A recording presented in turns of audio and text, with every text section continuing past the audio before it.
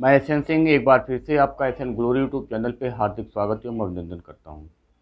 DElEd second semester में गणित में जो दूसरा यूनिट है, जिसमें हम बीजीय व्यंजकों और उन पर संक्रियाओं और कोष्ठकों से संबंधित प्रश्नों का अध्ययन करेंगे कि बीजीय व्यंजक होता क्या है।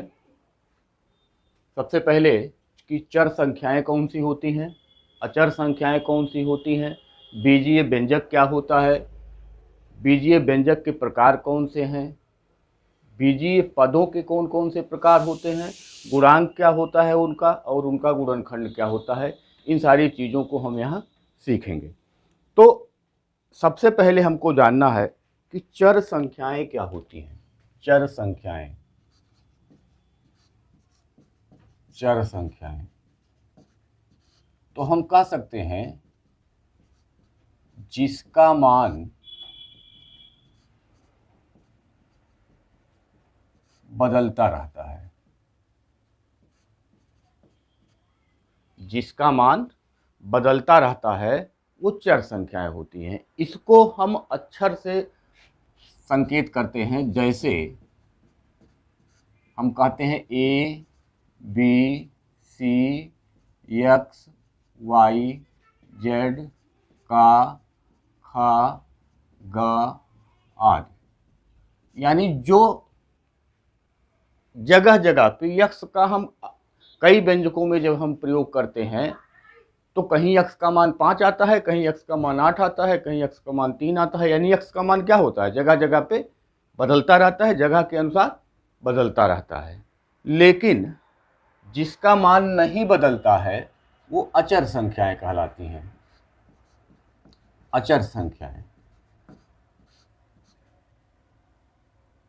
इसका मान क्या होता है, इसका मान स्थिर होता है, बदलता नहीं है। जैसे 1 2 3 4 आदि।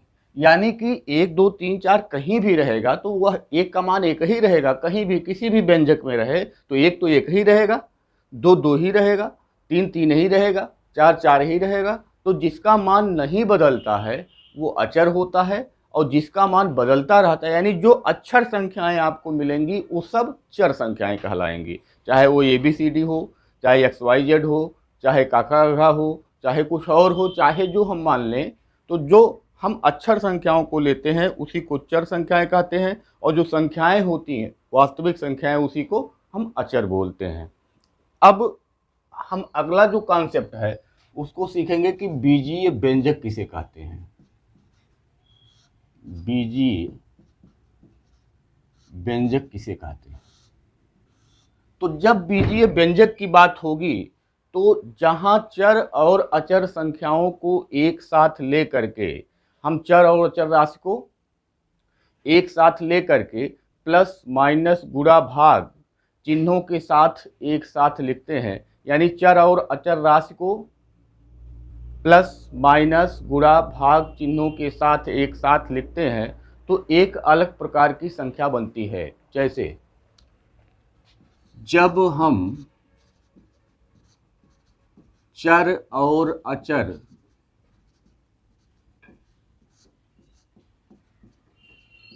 संख्याओं को लेकर संख्याओं को प्लस माइनस गुणा भाग चिन्हों के साथ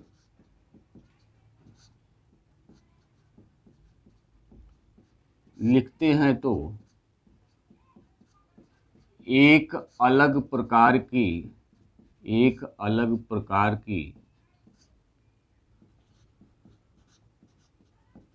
संख्या बनती है, जिसे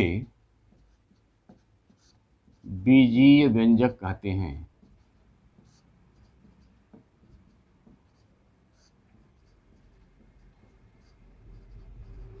जिसे बीजीय व्यंजक कहते हैं। तो चर और अचर राशि को हम ले लें, जैसे हमने कहा 3x plus 3x square plus 2x plus 5।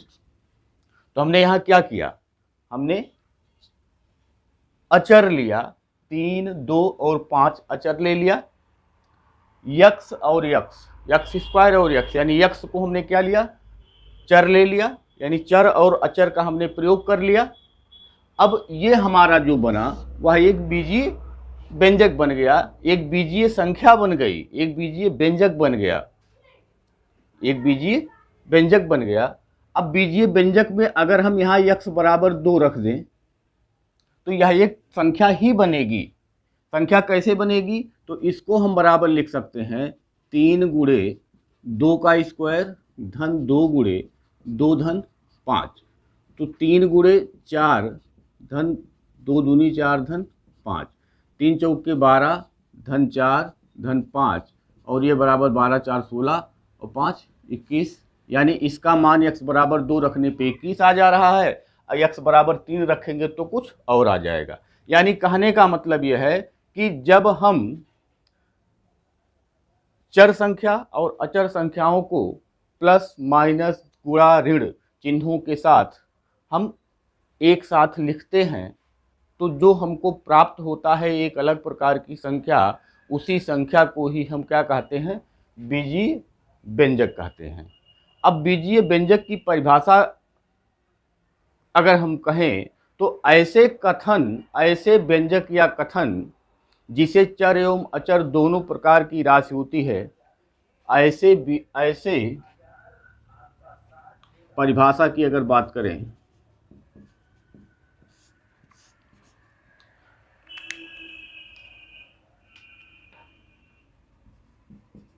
तो लिख सकते हैं ऐसे व्यंजक या कथन जिसमें हम चर एवं अचर दोनों प्रकार की संख्याओं का प्रयोग करते हैं, बीजीय व्यंजक कहलाता है। जैसे 3x cube plus 2x square plus x plus 2, ये तो जहाँ पे हम चर और अचर दोनों प्रकार की राशियों का प्रयोग प्लस माइनस गुणा भाग चिन्हों के साथ करते हैं, तो ऐसा जो एक प्रकार का हमको जो हम व्यंजक मिलता है वह बीजीय व्यंजक कहलाता है। तो ये हो गया परिभाषा, बीजीय व्यंजक क्या होता है, ये हमको आशा है कि आपको समझ में आ गया होगा। अब इसके आगे चलते हैं कि बीजीय व्यंजक के प्रकार कौन कौन से होते हैं। तो बीजीय व्यंजक के प्रकार में या तो हम धन चिन्ह के साथ,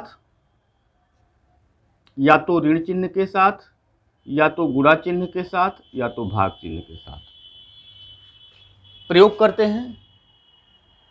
तो धन और ऋण चिन्ह के साथ जब हम प्रयोग करते हैं तो यह एक पदी, दो पदी, त्रिपदी, चतुर्पदी, बहुपद हो सकता है। लेकिन हम जब गुणा और भाग चिन्ह के साथ प्रयोग करते हैं तो उसको एक ही पद माना जाता है। जैसे हम लिखे कि 3x स्क्वायर प्लस x,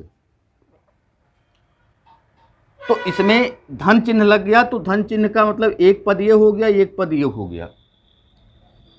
लेकिन अगर हमने लिखा कि 5x, तो इसमें कितने पद हैं, तो चूंकि 5 और x के बीच में गुणा लगा हुआ है, इसीलिए जब गुणा लगता है तो ये दो पद नहीं होता है, एक ही पद होगा। जहाँ गुणा और भाग लगेगा उसके बीच में हम पद नहीं गिनेंगे, ये एक ही पद माना जाएगा। लेकिन अगर यही 5 धन x हो जाता तो ये दो पद हो जाता, या 5 ऋण x हो जाता तो दो पद हो जाता। 5 भागा x है तो ये एक पद है, 5 गुणे x है तो ये एक पद है, ये एक पद है, और ये दो पद है। तो कहने का मतलब है प्लस और माइनस के साथ पद अलग होते हैं और गुणा और भाग के साथ पद अलग नहीं होते हैं। तो इसको समझना है। तो अगर हम देखें यहाँ कि पदों के बीजीय व्यंजकों के प्रकार कौन कौन से हैं,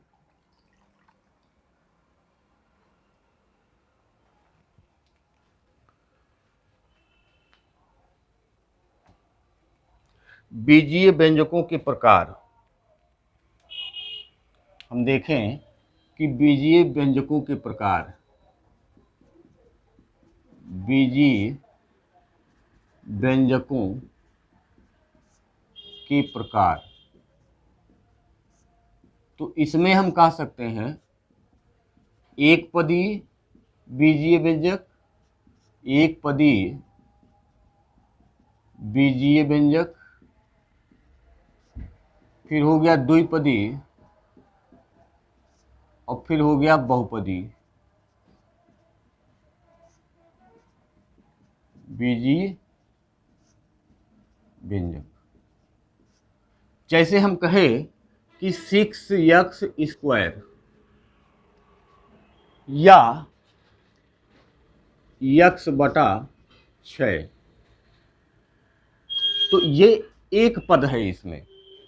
लेकिन जब हम द्विपदी की बात करेंगे तो यहाँ कहेंगे कि 7x+2 या 6x² + 5 9y² + z, ये क्या है, द्विपद है इसमें। और बहुपदी का मतलब दो से अधिक, 3 या 3 से अधिक पद जब उसमें हो जाते हैं तो उसी को बहुपद कहते हैं। जैसे 3x² + 5x + 2, ये क्या हो गया, 3 पद हो गए इसमें, तो इसी को बहुपदी। तो व्यंजकों के प्रकार जो होंगे वो 3 प्रकार के, एक पदीय व्यंजक, द्विपदीय व्यंजक और बहुपदीय व्यंजक। तो चर और अचर संख्याओं के सहयोग से हम क्या बनाते हैं, बीजीय व्यंजक बनाते हैं। बीजीय व्यंजक 3 प्रकार का होता है, एक पदीय व्यंजक होता है, द्विपदीय व्यंजक होता है और बहुपदीय व्यंजक होता है। तो हम यहीं पे अब पदों के प्रकार, अब ये पदों के प्रकार हम देख लें कि पदों के कौन कौन से प्रकार होते हैं। तो एक तो हो जाएगा सजातीय पद और एक हो जाएगा विजातीय पद। विजातीय पद, सजातीय पद का मतलब होता है, जैसे हमने कहा कि राम के पास 3 आम हैं, यदि उसके भाई ने उसको 5 आम और दे दिए तो उसके पास कुल कितने आम हैं। तो हमने कहा कि राम है और राम के पास पहले क्या है, 3 आम है, और उसके भाई ने उसको 5 आम दे दिए, तो इस प्रकार से उसके पास कुल कितने आम हो गए, 8 आम हो गए। अगर हम आम को यक्स मान लें तो 3x धन 5x बराबर 8x। तो यहाँ भी आम था, यहाँ भी आम था, तो आम को आम के साथ जोड़ा जा सकता है, यानी सजातीय पद है, एक ही जाति के हैं, आम हैं दोनों। लेकिन अगर ये कहा जाए कि राम के पास 3 आम थे और उसको 5 सेब उसके भाई ने दे दिया, अब उसके पास कुल कितने आम हैं, तो आम क्या होगा, 3 ही होगा। या अगर पूछा जाए उसके पास कुल फलों की संख्या कितनी है तो 8 हो जाएगी, लेकिन दोनों क्या होगा, एक साथ जुड़ेगा नहीं। आम को सेब में नहीं जोड़ा जा सकता है, यानी आम को सेब के साथ नहीं जोड़ा जा सकता है। जब हम इसको लिखेंगे तो बराबर 3 आम और प्लस 8 सेब। अगर आम को हमने x मान लिया है और सेब को y, तो ये हो जाएगा 3x + 8y, यानी ये जुड़ेगा नहीं, इससे छोटा अब नहीं होगा, 3x + 8y ही रहेगा। यहाँ क्या हुआ, 3x और 5x जुड़ गया। तो जब हम देखते हैं कि इसके पदों को, कि एक समान पद वाले जो होते, एक समान चर संख्याओं वाले जो होते हैं उसको सजातीय पद कहते हैं, और जो अलग होते हैं उनको विजातीय पद कहते हैं। दूसरा इसी में कि अगर कहीं पे लिखा हुआ है 3xy और फिर लिखा हुआ है 3yx, तो इसमें कोई अंतर नहीं है, ये दोनों क्या हैं, सजातीय हैं, ये दोनों सजातीय हैं। इसको हम कैसे भी लिख सकते हैं, जैसे आपने लिखा 3 × 2 × 5, आपने लिखा 2 गुणे 3 गुणे 5, आपने लिखा 5 गुणे 2 गुणे 3, आपने लिखा 5 गुणे 3 गुणे 2। मतलब चाहे जिसको चाहे जिधर करेंगे तो 3 दूनी 6 पचे 30, 2 तिहाई 6 पचे 30, 5 दूनी 10 तिया 30, 5 तिया 15 दूनी 30। यानी हम क्या कर सकते हैं, संख्याओं को अगर गुणा के रूप में लिखी हुई है तो हम किधर भी इसको इधर उधर कर सकते हैं। तो 3xy को 3xy लिख सकते हैं, 3yx लिख सकते हैं, xy 3 लिख सकते हैं, कुछ भी लिखें, लेकिन ये होगा क्या, ये सजातीय पद ही होगा, विजातीय नहीं होगा। लेकिन अगर यहीं ये कह दिया जाए कि 5x² y, तो xy यहाँ भी है, xy यहाँ भी है, लेकिन ये सजातीय नहीं होगा, क्योंकि यहाँ सिंगल घात है दोनों पे, एक एक घात है, यहाँ 2 घात हो गया, तो ये अब सजातीय नहीं रह गए, ये विजातीय हो गए। तो एक ही प्रकार की अक्षर संख्याएं जहां आपको मिलेंगी वही सजातीय होगा, अगर इससे डिफरेंस हो गया तो वो विजातीय हो जाएगा। सजातीय को सजातीय के साथ जोड़ा जा सकता है, यानी 2 सजातीय संख्याओं को एक साथ जोड़ा जा सकता है, लेकिन सजातीय और विजातीय कभी जुड़ेंगे नहीं, इसको याद रखिएगा। फिर उसके बाद आता है कि गुणांक कौन कौन से होते हैं। गुणांक क्या होता है, तो जैसे हमने कहा कि 5x² प्लस 3x प्लस 7, तो यहां पे गुणांक की अगर बात करें तो x² का जो गुणांक है वो 5 है, x का जो गुणांक है वो 3 है। तो हम कह सकते हैं x² का गुणांक, तो कहेंगे हम 5 है, x का गुणांक तो हम कहेंगे 3 है। तो यानी कि अक्षर संख्याओं का जिस अक्षर संख्या के साथ गुणा होता है वही गुणांक होता है। तो x² का गुणांक 5 हो गया और x का गुणांक 3 हो गया। अब अगर गुणनखंड की बात हम करें तो गुणनखंड इसमें क्या होगा कि जैसे मान लीजिए कि हमने यही व्यंजक उठा लिया कि 5x² प्लस 3x प्लस 7, ये हमने एक व्यंजक उठाया बीजीय। अब इसमें अगर हम देखेंगे तो 5 है, x है, x है। इसमें अगर देखेंगे तो 3 और गुणे x है और यहाँ 7 है। तो ये पूरा जो है यही इसका क्या है, गुणनखंड है। यही इसका क्या है, गुणनखंड है। ठीक, तो हमको आशा है कि आपको समझ में आ गया होगा कि चर संख्याएं क्या हैं। जो संख्याएं अक्षर संख्याएं होती हैं उसी को चर संख्या कहते हैं, जिसका मान बदलता रहता है। x y z a b c d काका काका जो भी हम मानते हैं वो चर संख्याएं होती हैं। अचर संख्याएं क्या होती हैं, जिसका मान फिक्स होता है, जैसे गिनती वाली जो संख्याएं होती हैं, अंक जो होते हैं वो अचर संख्याएं होती हैं। बीजीय व्यंजक क्या होता है, चर अचर संख्याओं को जब एक साथ लेकर के धन ऋण गुणा भाग चिन्हों के साथ हम एक साथ लिखते हैं तो उसी को हम बीजीय व्यंजक कहते हैं। बीजीय व्यंजक कितने प्रकार के होते हैं, तो 3 प्रकार के होते हैं, एक पदीय व्यंजक, 2 पदी और बहुपदीय व्यंजक। एक पदी में एक पद होता है, द्विपदी में 2 पद होता है, त्रिपदी में 3 पद होता है। और जो पद अलग होते हैं वो धन और ऋण चिन्ह के साथ अलग होते हैं। अगर भाग और गुणा होता है तो वह एक ही पद माना जाता है।